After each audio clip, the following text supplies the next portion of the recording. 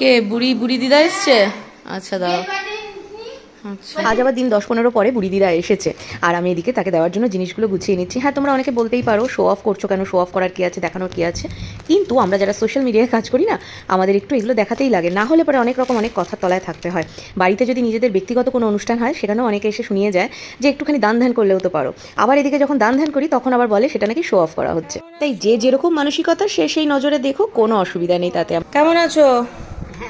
অনেক দিন পর। আমি দুবার এসেছিলাম, কেন? মা নেই, পুজোর শাড়ি। মা নেই, পুজোর শাড়ি। আর অনেকে বলেছিলে ঘরের থেকে চাল দিও না দিদিভাই, কিন্তু বিশ্বাস করো আমি প্রথম থেকেই এটা দিয়ে এসেছি, আর আজ অবধি আমার মনে হয় না ভগবান তাতে কোনো রকম রুষ্ট হয়েছেন। আর আমি মনে করি এই যে মহিলাটি এসেছেন, বৃদ্ধ মহিলাটি, ইনি আমার এক মা লক্ষ্মীরই স্বরূপ। তাই আমার ঘরে যখন যেটা অ্যাভেলেবেল থাকে আমি তাকে সেটাই দিয়ে থাকি, অত বাজবিচার করি না। ইভেন অনেকে জানো তো বলে বারবেলা পড়ে গেলে আর দিতে নেই, কিন্তু আমি সেটাও দেখি না, কারণ ঘড়ি ধরে সেইভাবে আমি মনে করি না কাউকে দান ধ্যান করা উচিত। বা মানে এত বয়স্ক মহিলা, তিনি তার সুবিধা মতো যখন আসছেন আমার কাছে সেটাই অনেক, আমি তখনই তাকে দিই। তাই এখন দেখো মোটামুটি 12টা 12:30 মতো বেজে গেছে, কিন্তু আমি সেই বাজবিচারটা করি না যে হ্যাঁ 12টা বেজে গেছে আর আজকে দেওয়া যাবে না।